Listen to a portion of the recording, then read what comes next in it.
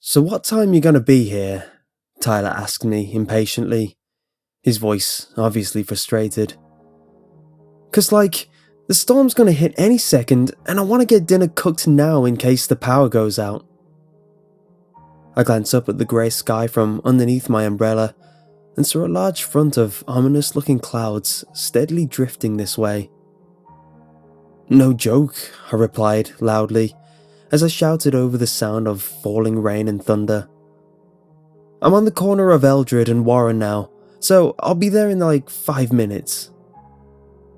"Alright, I'll start the oven now." I flinched at a particularly loud crack of thunder and quickened my pace. "What are we eating anyway?" I asked to keep my mind occupied and help me ignore the squishing of my soaking wet socks. Guess," Tyler responded, and I could imagine his cocky grin.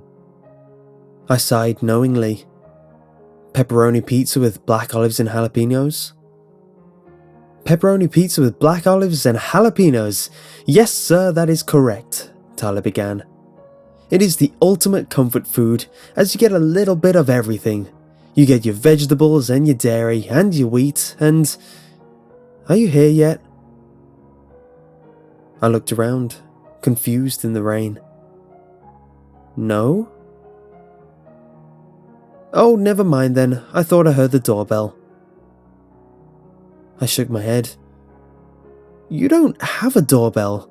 You complained about it yesterday." The rainwater was collecting now, running down the streets and sidewalks in a rapid torrent. I could see the stream break against my boots, carrying dirt and leaves and little twigs with it.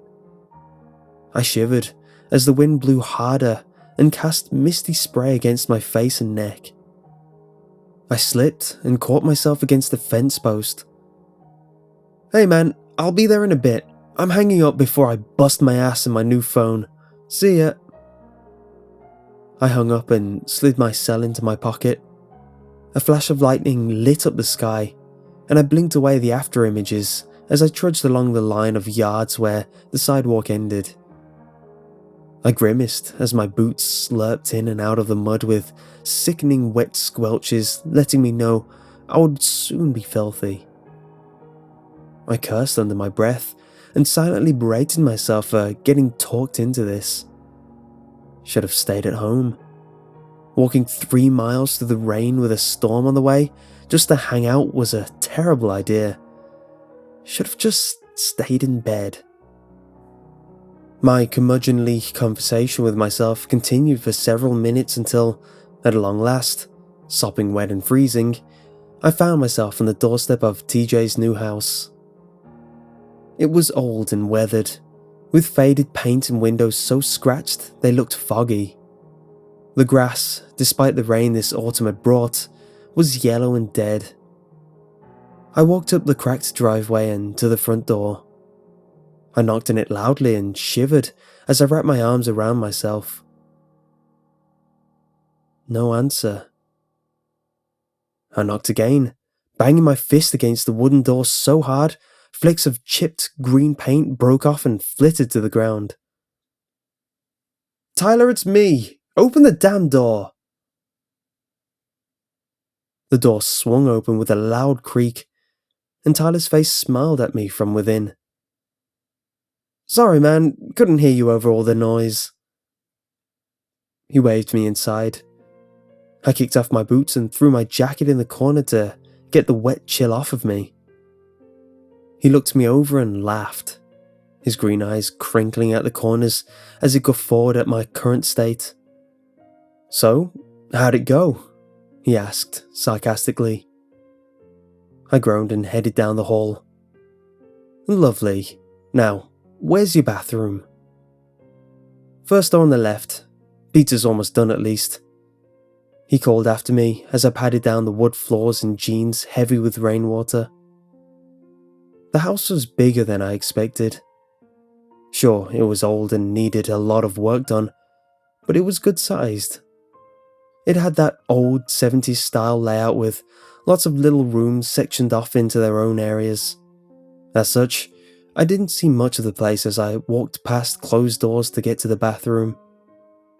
The door at the end of the hall inched open as I approached, then shut a moment later. Guess his roommates aren't the chatty type. Works for me. I toweled off in the bathroom and laid my jeans out to dry, slipping into a pair of sweatpants Tyler had set out on the counter. I flicked the light off and went down the hall toward the kitchen to get some pizza, my stomach growling ravenously. The door at the end of the hall squeaked open behind me and then the bathroom door closed. I looked over my shoulder and saw the bathroom light on again. "Here's your half," Tyler announced and set 4 slices of pizza on the table. "TV signal's out due to the weather, but we can still watch a movie." "Sounds good," I mumbled through a mouthful of piping hot pizza and followed him to the living room. The house was dark, I noted, in every room. The floors were all wood, no carpet, and the walls were painted a deep grey like the thunderclouds overhead. The light seemed dim, despite having new bulbs, and made colour wash away and fade. I shivered. Tyler glanced at me. "Still cold? I got a hoodie you can wear." I nodded and he tossed the red pullover my way. Some comedy I wasn't really paying attention to played on the television. Tyler laughed here and there, sometimes repeating the jokes and pointing, but I felt detached. I set my pizza down, appetite diminished, and flinched as one of the bedroom doors in the house slammed shut. I could hear them moving around in their room, possibly rearranging furniture, and glanced at Tyler to see if he had reacted to the noise, but he hadn't. Having lived only on my own since graduation, I wasn't used to having someone else in the house. My apartment was small, not quite cramped, but certainly on a cozy side. As such, I had everything exactly as I wanted it, and not a single thing out of place. It was quiet and well lit, with thick, cushy carpet and central heating. 1 bedroom, 1 bathroom, and 0 roommates making such a ruckus. I opened my mouth to voice such concerns, then realised it could come off as snobbish. I bit my lip and kept silent, not wanting to offend my friend by insulting his new house and roommate, whom I never met. "You full already?" Tyler asked me, and I shrugged. "Not really hungry, I guess." "Well, damn." He reached out and snatched up my remaining slices. "I'll take those off your hands." My mouth felt dry and sticky, so I got up and walked over to the kitchen, my mind still wandering as I listened to the commotion going on in the next room. There was a loud scraping, like someone dragging a bed or dresser, and I could feel the vibrations rumbling through the floor. I sipped on my tea and looked around the kitchen, noting the lack of appliances and that there were only 2 chairs on the table. The scraping stopped suddenly. The bedroom door creaked open loudly, and I looked up from my cup, expecting to see someone coming down the hall. Instead, I heard a different door open and shut, followed by loud thumping, like someone jumping up and down. What the hell are they doing in there? Tyler laughed loudly as a series of shouts echoed from the flat screen and into the empty house. I glanced at him and then to the TV, when the light in the kitchen went out. A door slammed in the hall. The movie continued playing, and I could see the light on the microwave still blinking. "Cheap-ass bulbs," I groaned, and then went to turn the light off before switching the light bulb out. When I paused, the light switch was down. I glanced back at Tyler, then peered around the hall, the endless knocking and banging still going strong. "So what's the deal with this place?" I asked aloud as I flipped the switch and the light came back on. What do you mean? Tyler asked after a moment's distraction as he paused the movie. I sat down in the lumpy chair his dad had given him and gestured to the house as a whole with my hands. Like, how did you get it? And from who? Oh, just some old man. Italian, I think. Mr. Scarpino or something like that. I waited for him to continue, but he just took a bite of pizza.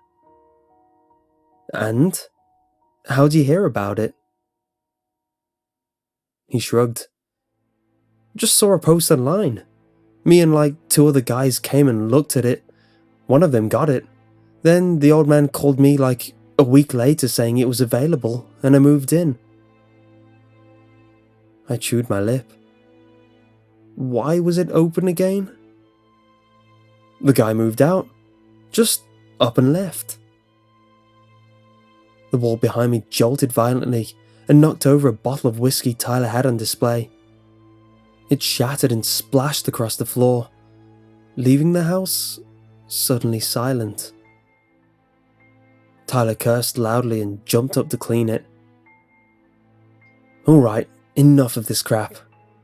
I don't care if it's rude, this is nothing compared to what the douchebag in the other room is doing.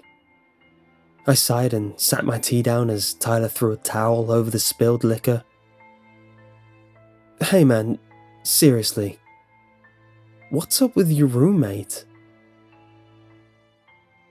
Tyler looked up from the towel and laughed, his eyes staring up at the ceiling before meeting mine. That's how I got the place so cheap. I tilted my head to the side, confused. So what? He just pays a bigger share of rent?